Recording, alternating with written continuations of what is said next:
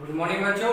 तो last lecture में हम लोग देखे हैं स्टीरियो आइसोमर। स्टीरियो आइसोमर का एक सेक्शन देखे हैं geometrical isomer.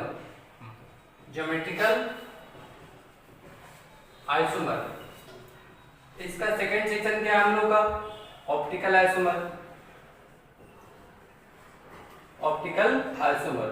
Today we will learn about the optical isomer. Optical isomer. Optical word आया है तो ऑप्टिकल कहां से आता है वर्ड? आप देखते हैं मिरर वाले दुकान में, चश्मे वाले दुकान में देखते हैं ऑप्टिकल। तो all the concept of optical isomer is related to mirror. Optical isomer में हम लोग पहले एक टर्म पढ़ते हैं ऑप्टिकल एक्टिविटी। क्या पढ़ते हैं? Optical activity. Activity means that term which related to active element. Active means जो वर्क करता है। तो ऑप्टिकल एक्टिविटी कैसे देखते हैं हम लोग? तो those compound which rotates plane polarized light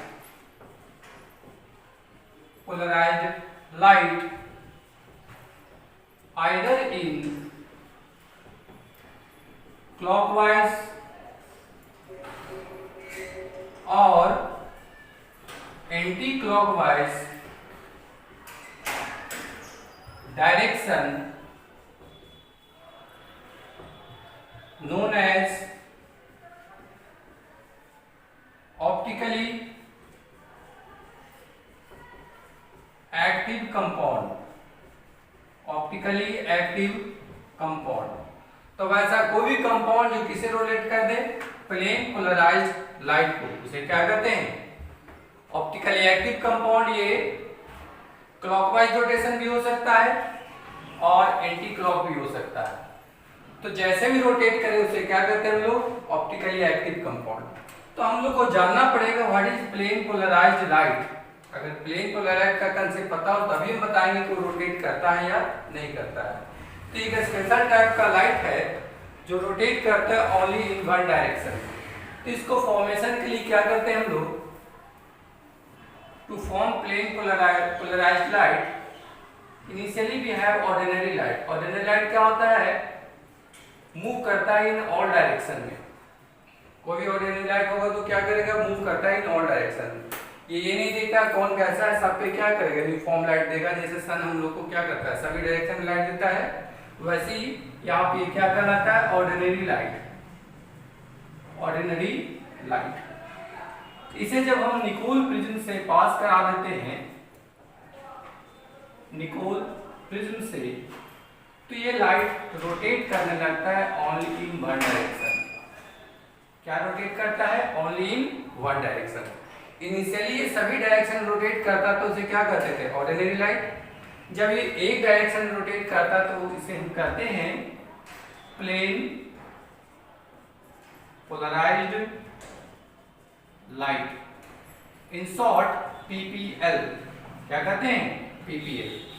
तो प्लेन पोलराइज्ड लाइट अगर आपसे कोई पूछता है कि क्या है तो बोलेंगे when ordinary light is passes through Nicol prism it rotates only in one direction, that is monochromatic.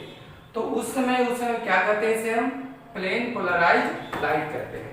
अगर इस प्लेन पोलराइज्ड लाइट को कोई कंपाउंड रोटेट कर दे या तो क्लॉक या एंटी क्लॉक, उसे क्या कहेंगे हम? Optically active compound. तो मतलब है अगर मान लो कोई ऑर्गेनिक कंपाउंड है, if we have any organic compound and passes through this light, pass करने के बाद अगर ये रोटेट हो जाए क्लॉकवाइज डायरेक्शन में, इनिशियली इधर था, अगर इधर चल जाए तो क्लॉकवाइज डायरेक्शन, या रोटेट कर जाए एंटी क्लॉकवाइज डायरेक्शन में। ऐसा स्टार्टिंग में कैसा था? हॉरिजॉन्टल। तो इसे हम डॉटेड से दिखाए इनिशियल फेज को।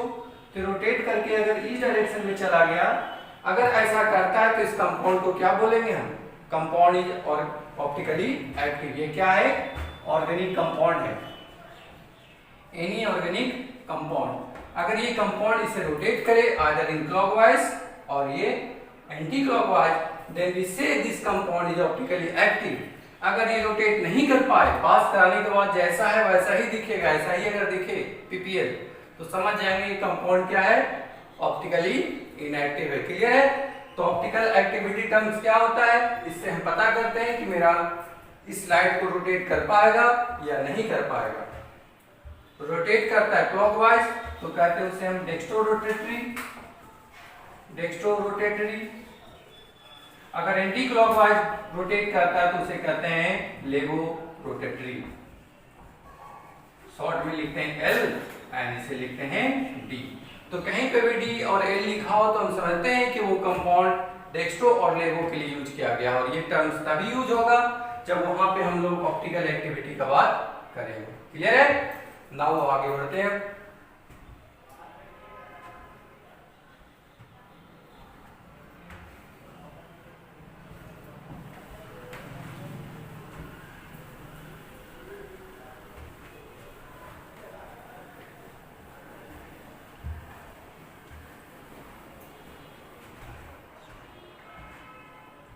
सो नेक्स्ट है इसमें ऑप्टिकल आइसोमर में एक टर्म्स होता है asymmetric centre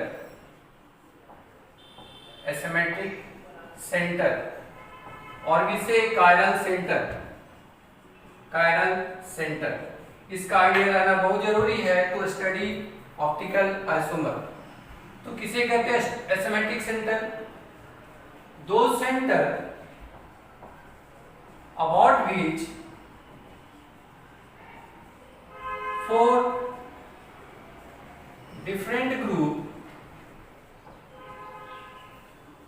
are connected known as asymmetric center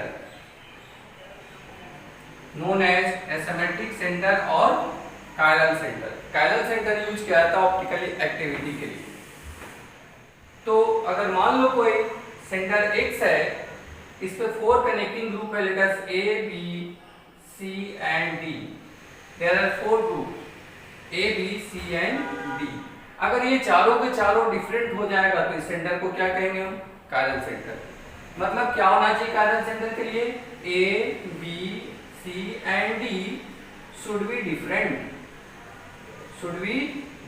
अगर डिफरेंट आता है तो हम बोलेंगे कायरल सेंटर, अदरवाइज बोल देंगे ए कायरल। अगर कोई भी दो सेम आ गया तो उसे कायरल की जगह क्या बोलेंगे?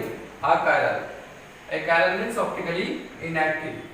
जैसे अगर मान लें मेरे पास C है, इस पे CA3 है, Cl है, Br है एंड H है।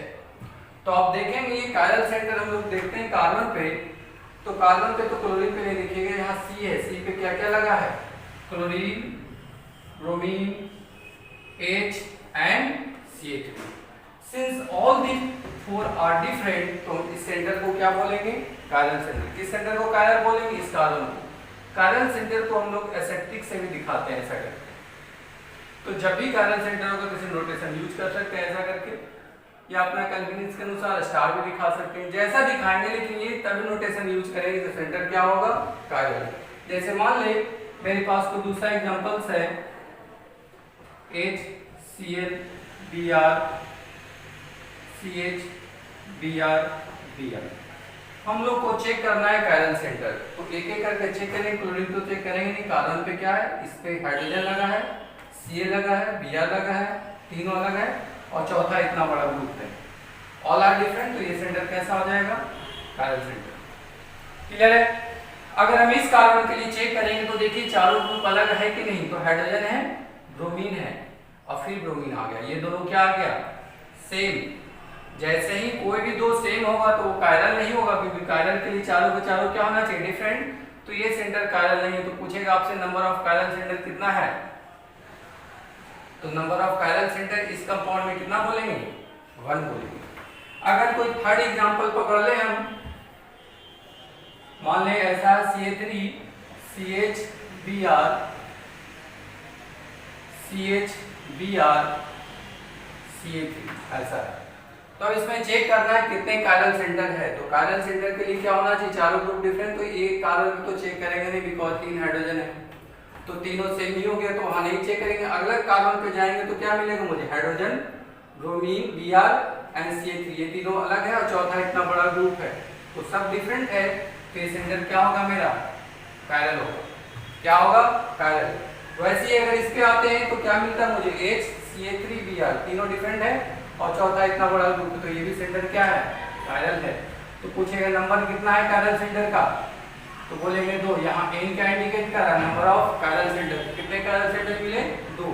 यहाँ पे कितना मिला, 1, यहाँ पे क्या मिला, 1। सो कायरल का सिंगल कंडीशन है, all 4 group should be different. This concept is also applicable for cyclic compound, चाहे ओपन चेन हो या रिंग हो, दोनों के लिए सेम कंसेप्ट है कि दोनों में चारों ग्रुप क्या होना चाहिए, उसमें किसी भी कारण पे डिफरेंट। ये दूसरे ग्रुप के लिए एलिमेंट के लिए भी लगता है। यहाँ पे हम लोग एग्जांपल्स में कार्बन के लिए देखेंगे।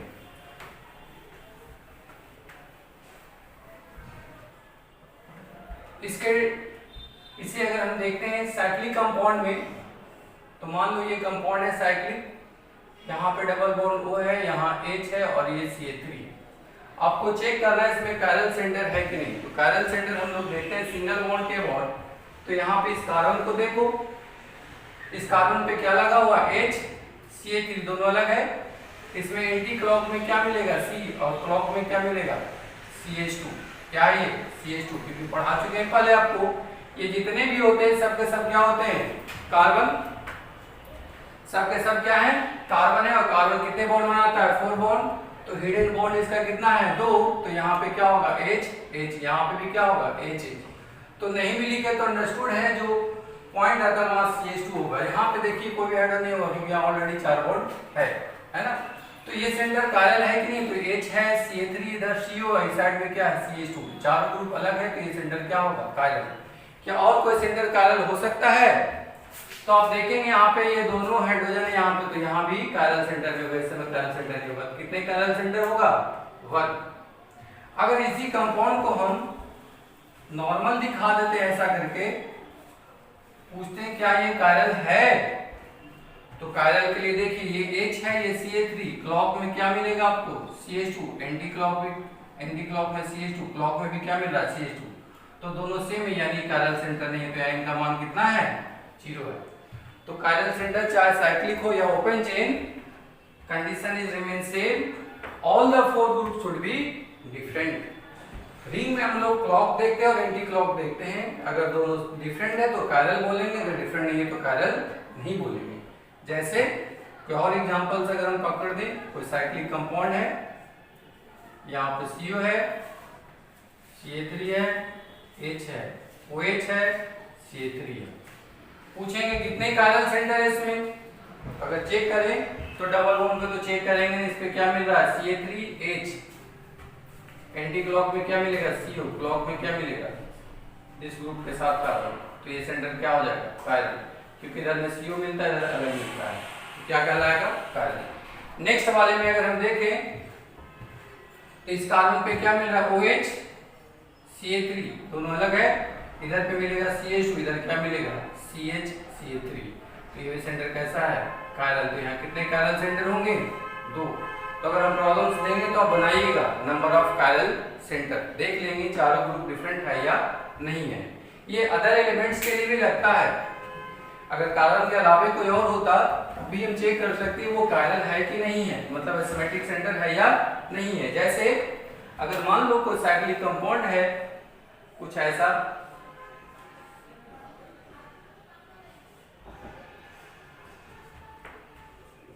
CH3OH, आपसे पूछें कितने कायरल सेंटर है इसमें, तो कायरल सेंटर देखने के लिए सभी सेंटर को देखेंगे, तो सबको देखने से फायदा नहीं है। CH2 है, ये भी CH2 है, ये भी CH2 है, इस पे N है। अब इस N पे आप देखेंगे क्या मौजूद है, लोन पेयर H, दोनों अलग है। क्लॉकवाइज डायरेक्शन में इस साइड में क्या मिलेगा आपको, CH2, ऊपर में क्या मिलेगा, CH, OH, CH3। ये साइड वाला क्लॉक और एंटी क्लॉक इसके लिए क्या है, अलग है, यानी सेंटर कैसा है, कायरल है। यहाँ पे अगर हम देखें तो क्या मिलेगा, OH, CH3 दोनों अलग, क्लॉक में एंटी क्लॉक में मिलता है CH2 और क्लॉक में क्या मिलता है, N, तो ये भी अलग है। इसके लिए देखेंगे एक करके, अगर नहीं समझ में आया तो लिख के देख सकते हैं। इस पे क्या लगा हुआ, OH, फिर क्या लगा हुआ, CH3, देन क्या लगा हुआ इधर CH2, नीचे क्या लगा हुआ, N, तो चारों अलग है, यानी सेंटर कैसा है, कायरल है। वैसे इस पे भी देख सकते हैं आप, इस नाइट्रोजन के लिए क्या लगा हुआ है, लोन पेयर नीचे H है, क्लॉकवाइज में CH2 है और एंटी क्लॉकवाइज में C है, C पे OH है, N क्या है CH3। तो ये चारों अलग है कि नहीं है? All four are different. तो ये भी सेंटर क्या कहलाएगा? कायरल। तो यहाँ पे कितने कायरल सेंटर हो जाएंगे? 2। ठीक है।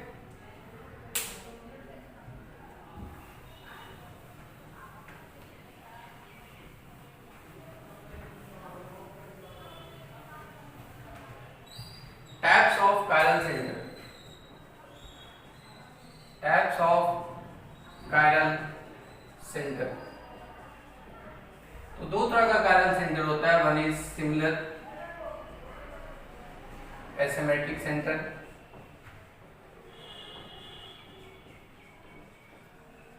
और दूसरा होता है dissimilar. One is similar, other is dissimilar. तो सिमिलर एसिमेट्रिक सेंटर किसे कहते हैं? तो वैसा सेंटर जिसपे, वैसा दो एसिमेट्रिक सेंटर जिसपे सारे ग्रुप सेम हो। जैसे अगर हम एग्जांपल्स पहले देख लें, CH3 है, CHOH है, CHOH है, एंड क्या है CH3 है। तो पहले तो आपको देखना होगा कि वो उसमें एसिमेट्रिक सेंटर कितना है, क्योंकि जब तक मिनिमम 2 ना हो ये सिमिलर डिसिमिलर का बात नहीं करेंगे। किसी अकेले को नहीं बोलते कि एक जैसा दिख रहा है, एटलीस्ट 2 होना चाहिए, तब बोलेंगे कि दोनों सेम एक जैसा दिख रहा है। तो वैसे यहाँ पे कायरल है नहीं है, क्योंकि इसमें 3 H है, चारों अलग होना चाहिए, तो इस कार्बन का कहानी खत्म। इस पे अगर आते हैं तो क्या मिलता है मुझे? HOH CH3 अलग है तीनों, और ये इतना बड़ा ग्रुप। तो ये सेंटर कैसा है? एसिमेट्रिक है। इस पे आते हैं तो क्या है ये? HOH CH3 और इतना बड़ा ग्रुप, ये भी कैसा है? एसिमेट्रिक है। अब ये देखना है मुझे सिमिलर है कि नहीं, क्योंकि हम सिमिलर डिसिमिलर का तभी बात करते हैं जब मिनिमम 2 सेंटर एसिमेट्रिक हो। तो यहाँ पे देखो इस सेंटर पे क्या क्या मौजूद है? इस कार्बन पे H है, CH3 है, OH है, 3 है, और चौथा इतना बड़ा, तो चारों अलग है। तो यहाँ पे HOH CH3, ठीक है, इस सेंटर का है। इस पे भी अगर देखें तो क्या मौजूद है? HOH CH3। तो जो जो ग्रुप इस सेंटर पे, वही ग्रुप इस सेंटर पे है। तो अगर सारे ग्रुप, डिफरेंट ग्रुप सेम हो 2 सेंटर पे, तो उस सेंटर को बोलते हैं सिमिलर एसिमेट्रिक सेंटर। अगर एक भी अलग आ गया, जैसे CH3 CHOH CHOH और यहाँ पे है C2H5, तो अगर एक भी ग्रुप सेम आ गया, तो डिफरेंट आ गया, तो क्या बोलेंगे उसे? डिसिमिलर। जैसे यहाँ पे देखिए इस कार्बन पे H है, OH है, CH3 है, इस पे क्या मौजूद है? H है, OH है, तो ये दोनों तो कॉमन है। लेकिन ये CH3 और ये क्या है? C2H5, तो ये क्या कहलाएगा? Dissimilar asymmetric centre. Dissimilar asymmetric centre, ठीक है ना। और ये वाला क्या होगा? Similar asymmetric centre. तो सिमिलर और डिसिमिलर में क्या अंतर है? सिमिलर में सारे ग्रुप क्या होंगे? Same. All group at 2 asymmetric center are same. Then क्या बोलेंगे हम लोग? Similar asymmetric center. If any group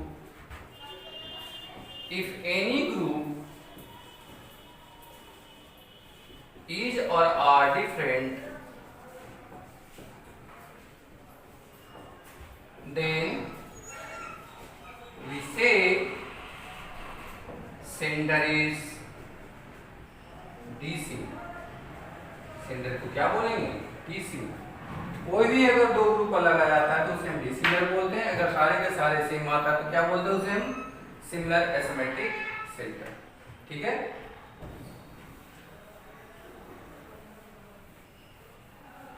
वैसे ही साइक्लिक कंपाउंड के लिए भी है, जैसा ओपन चेन है वैसे साइक्लिक में अगर मान लें दो रिंग है, ऐसा सॉरी एक रिंग है, इस पे OH है, H है, OH है, H, तब ये सिमिलर सेंटर है या डिसिमिलर? तो पहले तो देखे सेंटर कितने सिमेट्रिक है, H है, OH है, अलग, इधर पे CH2 इधर पे C है ना, तो ये सेंटर कैसा है? कायरल। ये भी सेंटर कैसा है? कायरल। क्या ये दोनों सिमिलर है कि डिसिमिलर? तो देखिए इस पे OH है, इस पे OH है, इस पे H है, इस पे भी H है, इधर भी CH2, इसके इधर क्या है CH2, तो इसके इधर CH2 H OH, इसमें भी क्या है CH2 H OH। तो ये सेंटर कैसा है सिमिलर, क्योंकि इसके कारण नंबर ऑफ आइसोमर घटता है। अगर आप नहीं पहचान पाए सिमिलर डिसिमिलर तो आंसर मेरा गलत हो जाएगा। जैसे ही नंबर ऑफ आइसोमर पूछेगा तो वहां पे आंसर गड़बड़ाने लगेगा। तो पहले आपको पहचानना होगा सिमिलर डिसिमिलर और डिसिमिलर। अगर इसमें हम ऐसा बना देते हैं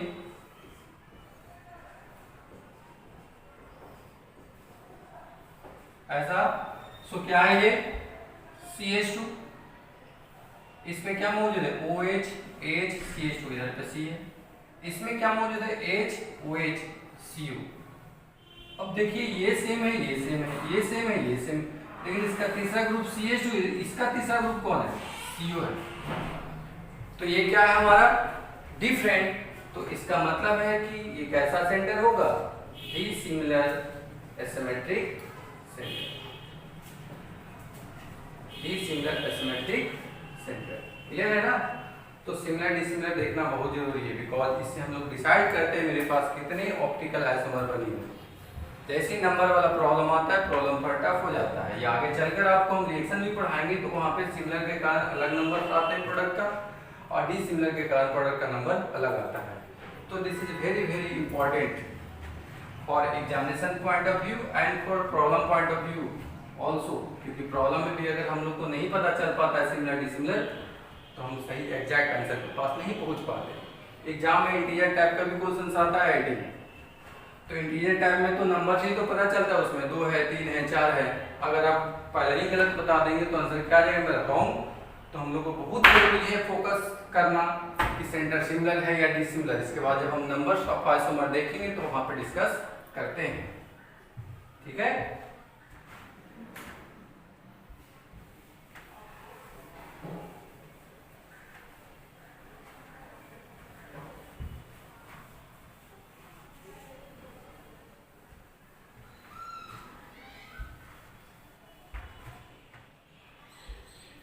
अगर आपसे प्रॉब्लम पूछा जाए number of optically active isomer,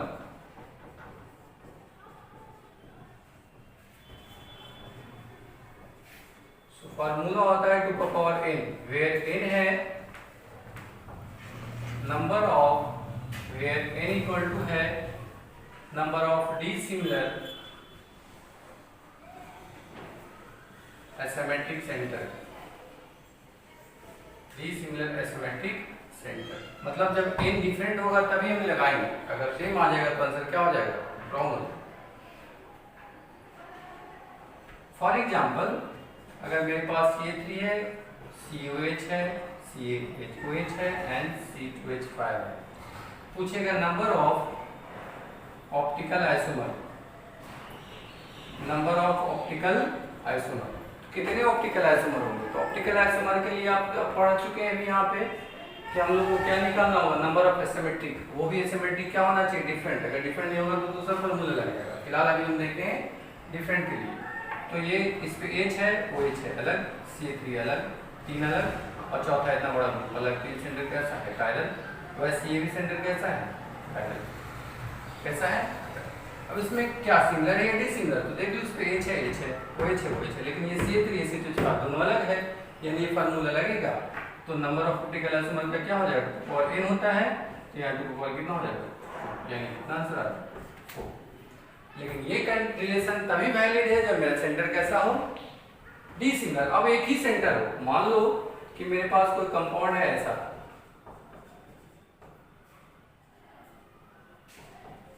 ऐसा है, पूछेगा कितने ऑप्टिकल आइसोमर है, तो चेक करो कितना सेंटर है।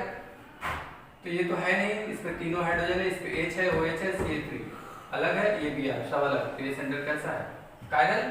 तो इसमें क्या लगेगा, तो n का मान जब 1 है तो इसमें सिमिलर डिसिमिलर क्या लगेगा, डायरेक्ट लगा देंगे number of optical isomer equal to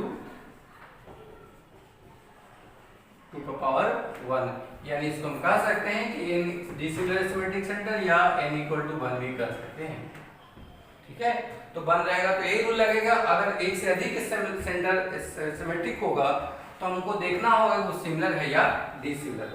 तो अब बात आता है कि सिमिलर होगा तब क्या करेंगे। और सिमिलर एसिमेट्रिक सेंटर।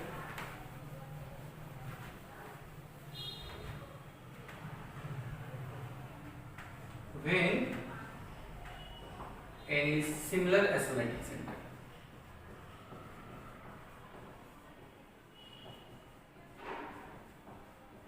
तो इसमें दो केस बनता है, एक होता है ऑड और दूसरा होता है even.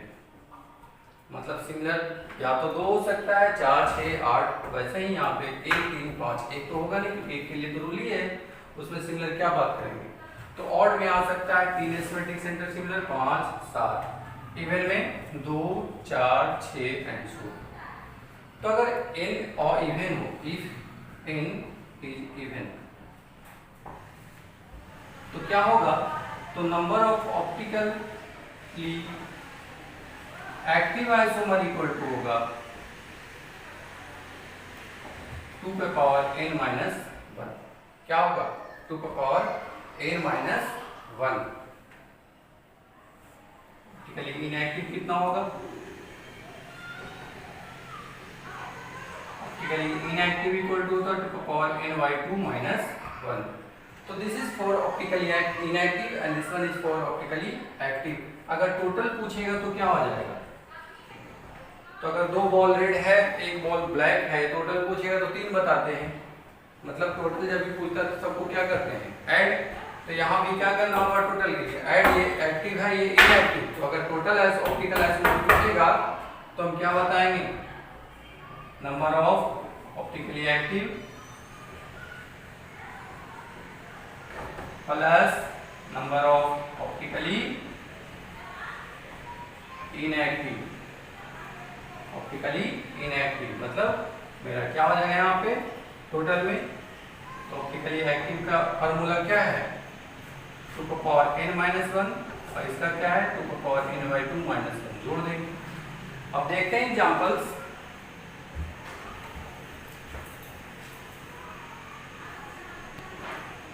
For example, if we have Ca3, CHOH, CHOH and CH3, ये दोनों सेंटर क्या है, सिमिलर।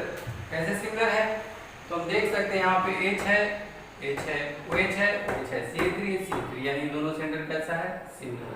n का मान कितना है, 2। तो अगर मुझे इसका आइसोमर निकालना है तो हम क्या देखेंगे, तो ऑप्टिकली एक्टिव कितना हो जाएगा, ऑप्टिकली एक्टिव इक्वल टू होता है 2 पावर n माइनस 1 और n माइनस 1 कितना n का मान है 2, 2 power 2 minus 1 n 2 power 1 means 2। Active कितना आ गया 2। इनएक्टिव कितना होगा, number of inactive isomer, optically inactive isomer. So formula 2 power n by 2 minus 1, तो 2 पावर 2 by 2 माइनस 1, 2 पावर 2 कितना होगा 1 माइनस 1 यानी 2 पावर 0 मींस कितना 1। कितना आ गया 1। अब टोटल करना है तो क्या करेंगे, अब इन दोनों को हम ऐड करेंगे। टोटल करना है तो टोटल में क्या आ जाएगा आंसर, टोटल में एक्टिव और plus inactive, active plus inactive. Active कितना है 2 प्लस 1 कितना आ गया 3। यानी जैसे ही सेंटर सिमिलर हुआ संख्या क्या हो चुका है, घट गया है। इसके पहले वाले में जब n इक्वल टू 2 था तो कितने एक्टिव आया था 4, लेकिन इसमें कितना 3। तो कहां से ये कमी आ गया, ये कमी आया due to similar asymmetric centre.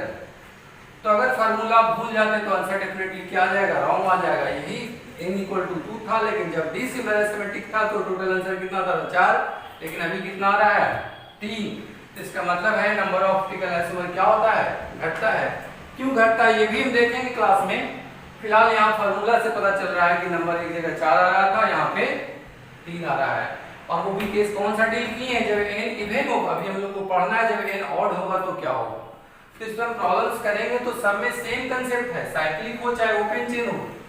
अगर ये साइक्लिक भी होता ना तो सेम रिलेशन आता। अगर n का वैल्यू 2 होता, सिमिलर एसिमेट्रिक सेंटर, मान लो आपके पास OH है, H है, OH है, H है, कितने सेंटर एसिमेट्रिक है 2। कितने हैं 2। तो अगर रिजल्ट आपको याद हो हम डायरेक्ट आंसर कर सकते हैं। कितना एक्टिव आ जाएगा 2, इनएक्टिव कितना आ जाएगा 1, टोटल कितना आ जाएगा 4।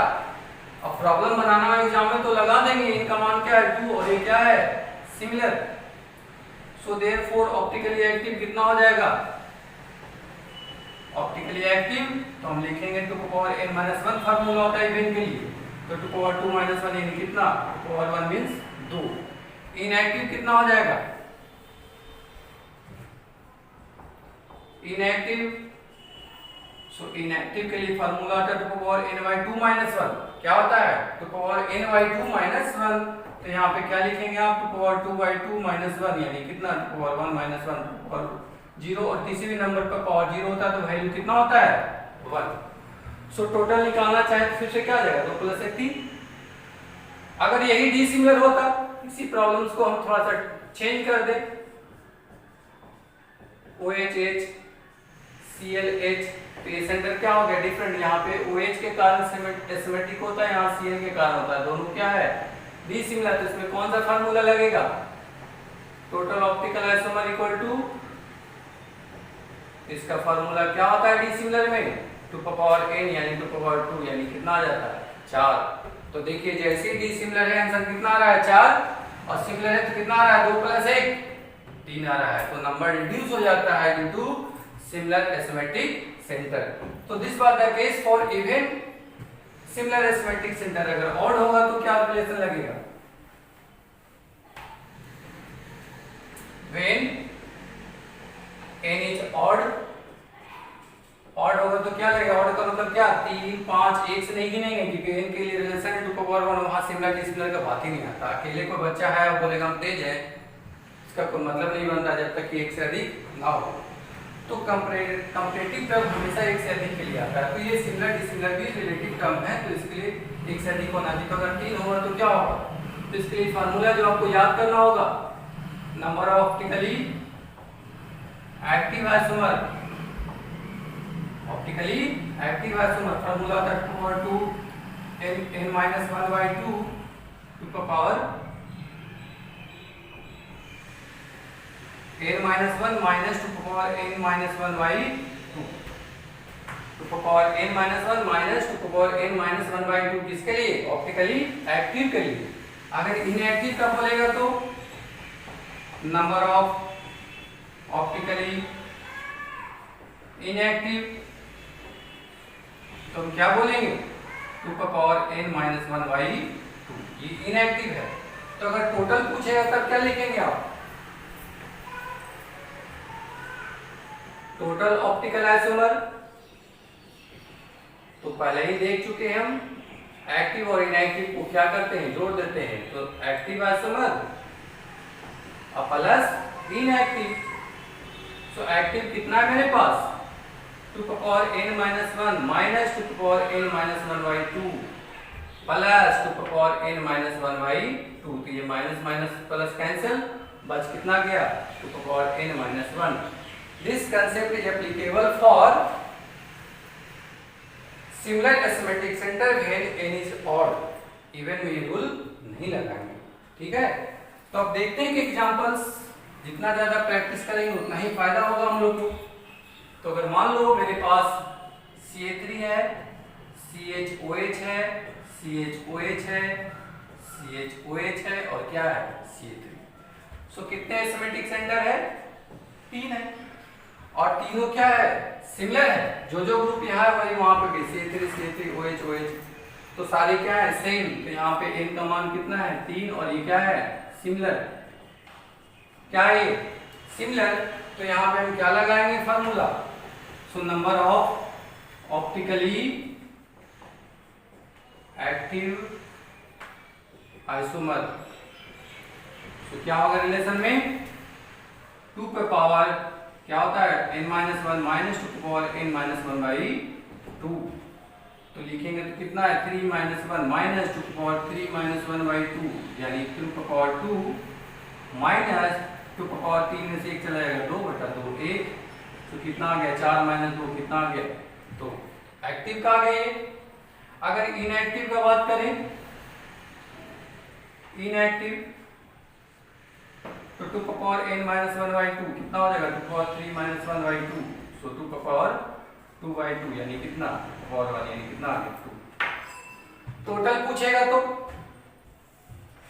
टोटल तो active plus inactive, active 2 inactive भी 2, तो 2 प्लस 2 4, कितना आ गया 4। तो this was valid for similar asymmetric centre and n is odd. अगर ये डिसिमिलर होता तो संख्या बहुत बढ़ जाता। हम देख चुके हैं कि जब डिसिमिलर था n2 तो 4 था और सिमिलर आया 2 तो हो गया 3। तो अगर डिसिमिलर 3 एसिमेट्रिक सेंटर पैरेलल होता तो संख्या कितना आता 3 यानी 8 हो जाता, जबकि सिमिलर में कितना आ रहा है 4 ही आ रहा है। तो अगर हम लोगों को नहीं कंसेप्ट क्लियर सिमिलर डिसिमिलर का तो हमेशा हमेशा आंसर क्या आएगा गलत ही आएगा। इस कंसेप्ट को आप जब तक ऑप्टिकल आइसोमर पढ़ेंगे उसे याद कर लेंगे, ठीक है। तो नेक्स्ट है मेरे पास अगर कंपाउंड कुछ ऐसा है CH3 CHOH CHOH CHOH C2H5 और इसमें निकालना है नंबर ऑफ ऑप्टिकल आइसोमर। तो पहले तो अब आप लोग को हम लोग को आइडिया लग चुका है कि देखना होता है सिमिलर है या डिसिमिलर। अगर डिसिमिलर तो अलग फार्मूला है, सिमिलर है तो अलग है। सिमिलर में भी दो केसेस है कि वो ऑड है या इवन। तो first of all we have to see here center is similar और डिसिमिलर। तो पहले देखें कैसा है ये। तो ये H है, C पे H है, OH है, CH3 ये इतना बड़ा ये कैसा सेंटर है एसिमेट्रिक है। ये इस पे भी CH है, OH है, ये ग्रुप अलग अलग है, ये अलग है, देख सकते हैं आप। इधर पे C2H5 यहाँ CH3, तो ये भी सेंटर कैसा है कायरल, ये भी कैसा है कायरल। तो कितने कायरल सेंटर है 3 है और ये सिमिलर है कि डिसिमिलर। तो इन पे देख लो ग्रुप यहाँ CH3 यहाँ C2H5 दोनों ग्रुप अलग है यानी कैसा सेंटर है डिसिमिलर। तो n का मान 3 है और कैसा है dissimilar. Dissimilar therefore number of optical isomer क्या होगा optically active isomer equal to, so हम लिखेंगे फार्मूला टू पावर n यानी 2 की पावर 3 कितना आ जाएगा 8। जबकि इसके पहले वाले एग्जांपल में आप देखे थे कि वो 4 आया था बिकॉज़ वो कैसा था सिमिलर। तो हम कह सकते हैं कि जब भी सिमिलर एसिमेट्रिक सेंटर होगा तो नंबर ऑफ ऑप्टिकल आइसोमर क्या होगा घटेगा। तो यहाँ पे जितने भी एग्जांपल्स देखे थे सब के सब क्या था कार्बन से रिलेटेड। अगर कार्बन के अलावा भी कोई रहे कंपाउंड में तभी ये फार्मूला लगता है। मान लो कुछ साइक्लिक कंपाउंड कुछ ऐसा है OH N OH CH3 पूछे कितने ऑप्टिकल आइसोमर है। तो आप देख सकते हैं यहाँ पे CH3 OH इधर CH2 है, CH2 इधर पे आके क्या हो जाता है नाइट्रोजन। तो ये सेंटर कैसा है कायरल है। कैसा है ये कायरल। इस पे देखें लोन पेयर है OH है, इधर CH2 है, इधर CH2 इधर भी है, लेकिन आगे चल के CHOH हो जाता है, जबकि फिर से इधर क्या मिलता है CH2 ही मिलता है। तो ये भी सेंटर कैसा होगा कायरल। तो नंबर ऑफ ऑप्टिकल आइसोमर क्या होगा ऑप्टिकली एक्टिव आइसोमर